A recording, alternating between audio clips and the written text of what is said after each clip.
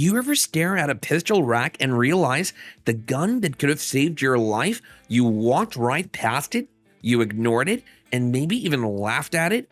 Too weird, too different, not enough hype, not a Glock, not on your favorite YouTubers list. And yet, these overlooked handguns, some of them will outshoot your safe queens, some run smoother than guns twice their price. Others, they're still in use by people who can't afford failure. Military contractors, lawmen, real-world operators who don't give a damn about YouTube. This isn't about the guns everyone talks about. This is about the ones they should have. The ones that never made it to Reddit threads or flashy thumbnails. The ones with real blood on your slide, real dust in the magwell. The ones still standing after years of being underestimated. So sit back, amigos, and keep your finger off the trigger, because by the end of this list, you'll be wondering if your collection's been a damn lie. So let's get started.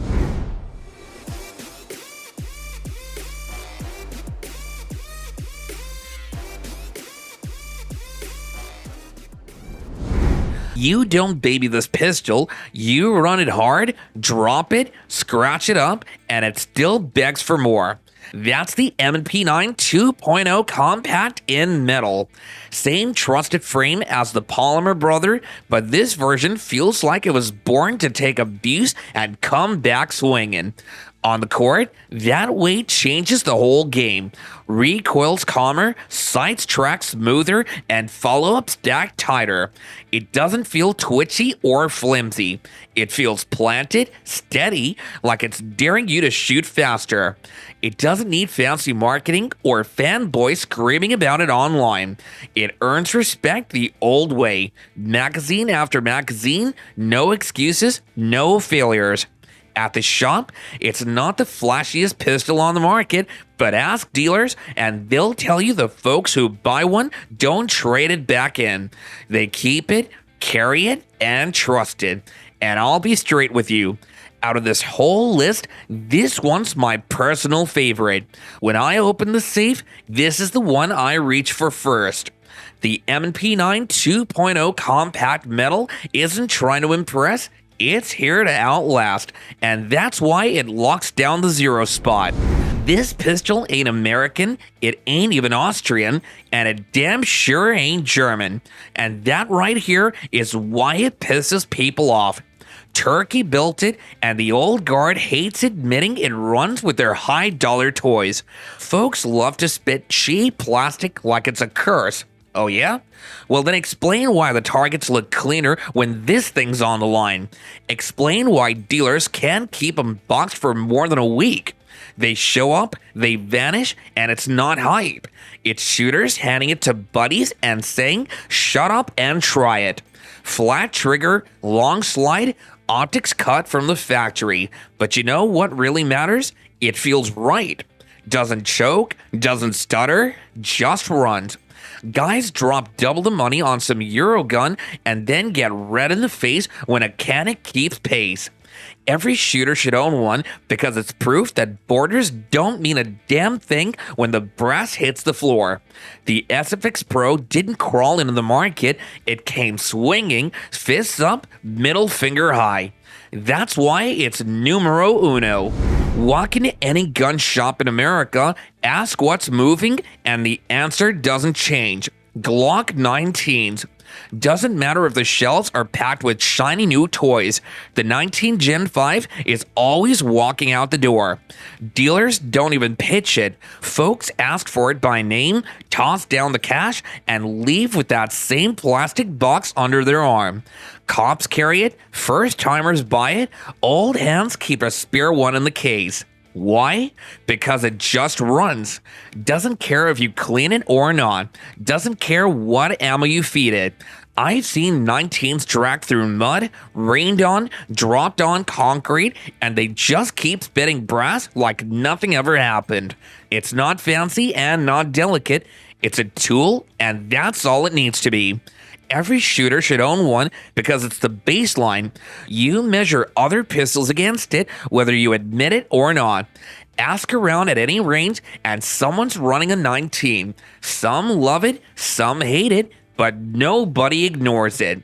You don't have to like it if you don't want to, but if you don't own a Glock 19 Gen 5, you're missing the one pistol everybody else measures by. I didn't buy into the hype at first. Another new pistol, another fancy name. But when you strip this thing down, that's when you see what Springfield was really doing. The fire control unit drops out clean, the guts look solid, and you realize you're not holding some copycat, you're holding something that can be rebuilt, reshaped, and run any way you want. That's a big deal if you actually shoot and don't just pose with guns. Now on the line, the Echelon feels balanced, not top heavy, not sloppy in the grip. Recoil stays flat, sights climb and drop right back where you want them, trigger breaks like it's been tuned, but it's straight from the box. First time I ran it, I caught myself grinning, and that doesn't happen often. I've seen shooters scoff at it, same way I did. Just another Springfield. Then they drop a mag and stop talking. That's how this pistol wins. Not with ads, not with loud fans, but with results on paper. Why, you ask, should this pistol be yours? Because every collection demands a weapon that provides fresh steel that can shake the very hall. The Echelon doesn't arrive to fade into shadows. No, it declares its place and it's here to endure. Not every pistol needs an army of fanboys screaming for it. Some guns just stand tall on their own, and the Walther PDP Compact is one of those. Pick it up and you'll see it feels planted like it just belongs in your hand. First few rounds downrange and you get it. The recoil settles quick, the trigger snaps clean, and the sights track right back where they should. No gimmicks, no learning curve, just control. That's why shooters who try it don't give it back, they walk out with one. It's not the loudest pistol on the shelf, and it doesn't need to be. It's the steady mover, the one that keeps slipping into holsters across the country because folks trust it after the first magazine. Dealers say the same. Every batch moves, not because it's cheap, not because it's flashy, but because it works. Every shooter should own one pistol that just delivers without excuses. The PDP Compact earned its spot the hard way. Trigger pulls, brass on the floor, targets punched clean. That's why it sits at number 4. And if this steady hitter holds the line here, the top 3 are going to bring nothing but heat. There are pistols you brag about at the range, and then there's the one you actually have when trouble finds you. That's the Ruger LCP. This little 380 disappears in a pocket, weighs less than a fast food burger, and still throws 7 rounds down range when it counts. Nobody likes shooting it. The recoil's snappy, the sights suck, and your hand feels like it got slapped after a few mags, but you don't buy an LCP to have fun. You buy it because it's there when bigger guns aren't. I'll never forget watching an older guy at the range. He pulled out a tiny 380, said it was the pistol his wife carried for 10 years. It wasn't glamorous, it wasn't powerful, but it was the gun she always had on her. He grinned and said, that little thing gave her more confidence than anything else I ever bought her. That's the 380 story. It's not about ego, it's about being armed when it matters. The Ruger LCP ain't much to look at, but don't let that fool you. That little mouse gun's pulled more folks out of trouble than most care to admit. And if something that small earns a place at number 5, well, you best hang on, because number 4 is gonna bite a whole lot harder. Nobody daydreams about owning a Taurus G2C. You don't see it hanging in gun shop posters, and nobody's flexing it on Instagram, but walk into a shop with $300 in your pocket and a carry permit burning a hole in your wallet, guess what pistol you're walking out with? 9 times out of 10, it's the G2C. This thing's the definition of a beater gun. Polymer frame, double stack mags, 12 rounds ready to roll. It'll hiccup now and then. Stovepipe, It'll hiccup now and then. Stovepipe here, failure to feed there, especially with cheap ammo, but it's not a paperweight. Do your part, it'll do its part. And if it gets scratched, dropped, or rides in a glove box for months, who cares? That's the whole point. Dealers don't pitch it, they just unbox it, slap a tag on it, and watch it vanish right before their eyes. Folks buy it because it's affordable, available, and good enough. And every shooter should own one gun like that. The pistol you don't cry over, the one you can abuse, loan to a buddy, or toss in a truck without thinking twice. It's not pretty, but it gets carried, and that's why the G2C sits here at number 6. Everybody talks capacity wars these days. 17 rounds in a Micro 9 or don't bother. The G43X MOS don't play that game. It walks in with 10 rounds, shrugs, and says, yeah, but I'll still be here when the dust clears. This pistol is slim, barely over an inch wide, and yet it gives you a grip that actually fits your hand. It's not a toy or even a pinky dangler. It's a real shooter's grip. Add in the MOS cut on top, throw a red dot on it, and suddenly your little carry piece feels like a full-size running in miniature. Now, it's not perfect, don't get us wrong. Stock max cap you at 10, and folks whine about that. Yes, Shield Arms S15s give you more, but sometimes you're rolling dice on reliability. The recoil's snappier than a 19, and Glock stock sights are still boring as hell, but you know why it made this list? Because it's stubborn.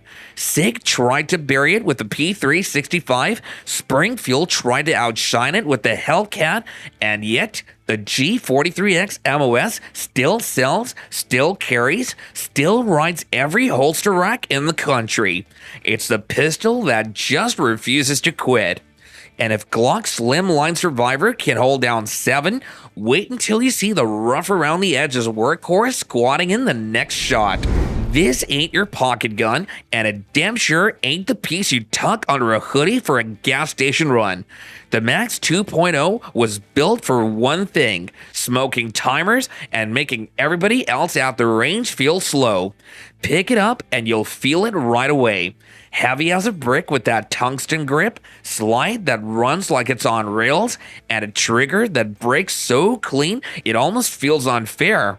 This thing don't whisper, it barks, keep up, or get out of the lane. I watched a dude run it once. First mag, he looked nervous. Second mag, he was grinning like he stole something. Third mag, he's walking away, bragging like he just unlocked cheat codes. That's what this pistol does. It flat out makes you better whether you're ready or not. Now, yes, it's not practical. Nobody's carrying this boat anchor, and it'll eat your wallet alive. But every shooter needs at least one pistol that's pure fun and performance, and the Max 2.0 is exactly that. And if a loud, heavy race gun like this can muscle into number 8, just wait until you see the scrappy little Survivor holding down the next spot. Most shooters forget this thing even exists. Ask 10 guys at the range about the FN 503, and half of them will tilt their head like you made the model number up. And yet, September proved it's still moving. Not in flashy numbers, not in hype storms, but steady, quiet, like background noise you can't turn off. Why? Because not everybody's chasing capacity wars or optics cuts.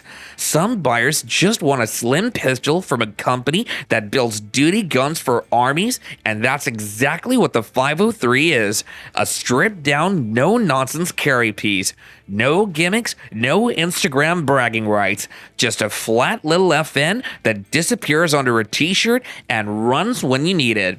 Dealers told me they don't push it. It sells itself itself to a certain kind of buyer, usually older shooters who've had their fill of polymer toys or first-timers who trust the effing name more than internet chatter.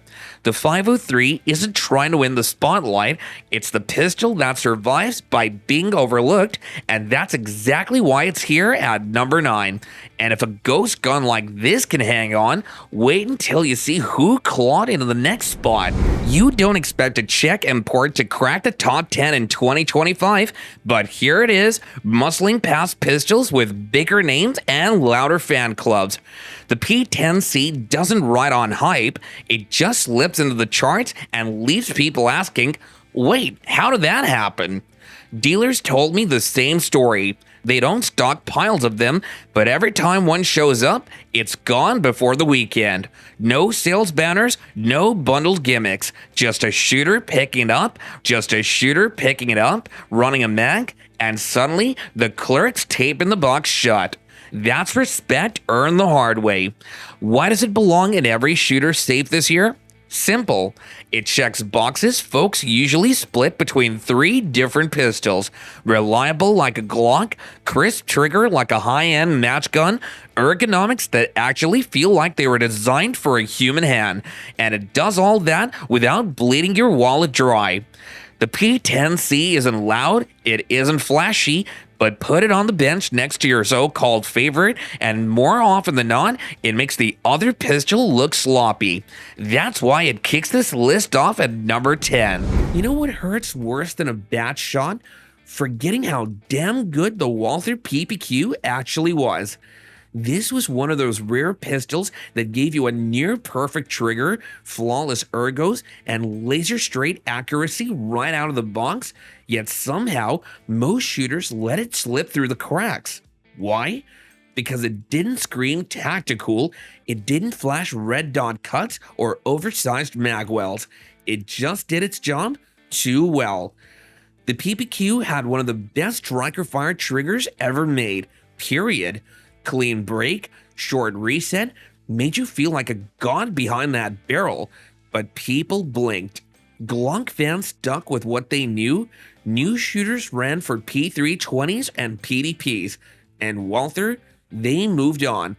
They phased out the PPQ and brought in the PPP to fill its shoes, and while the PDP is a damn fine upgrade, there's still something raw, honest, and downright pure about the PPQ.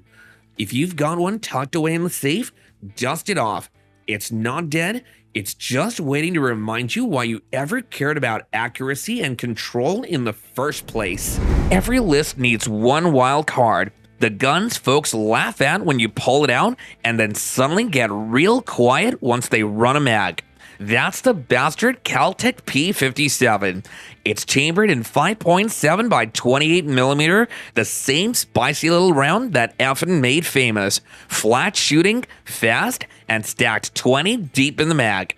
The pistol itself looks half sci-fi, half plastic toy, and that's why shooters clown it until they shoot it. I remember one buddy at the range. He smirked, called it a Nerf blaster. 2 mags later, he was grinning like he had stolen something. Soft recoil, easy follow-up, and that feeling of holding something nobody else brought. This ain't your everyday carry. It ain't the one you bet your life on, but it's the pistol you keep to prove that weird don't mean weak. Every safe needs a curveball, and that's the P-57. You already saw the Sig P320 Max 2.0 back at number 8. Big, heavy, built to burn the clock. The P365, that one already flipped the carry market on its head. Then Sig said, screw it, let's make it bigger, louder, meaner. And then I present to you the X Macro. 17 rounds in a gun this slim, that ain't normal.